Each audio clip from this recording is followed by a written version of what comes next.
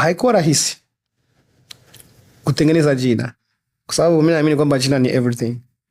Ukishatengeneza jina unaweza kuuza product au usiuze product au kauza jina tu, watu wakanunua product sababu ya jina.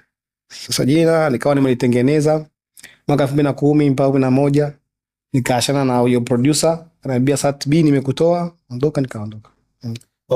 Yani brother Liz, kama kuna sema amekufikisha vyema, sasa na yeye ukafanya mtikasi yako mengine nikajitafuta. Kipindi hicho anakuambia hivyo, hali yako ilikuwaje? Kwa sababu unaweza ukaachwa ukajitafuta, lakini wewe ukawa bado hauko tayari, kwa maana kwamba ulikuwa bado unahitaji msaada wa watu.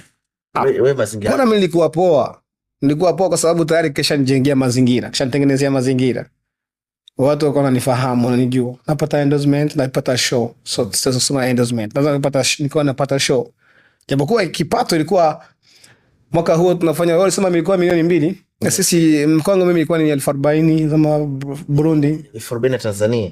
Ya Burundi. Sasa ya Burundi huo mwaka huo ilikuwa ni mara 2 Tanzania. Maana yake ya Tanzania ilikuwa juu. Kwa hiyo ilikuwa ni kama 20,000 hivi ya Tanzania.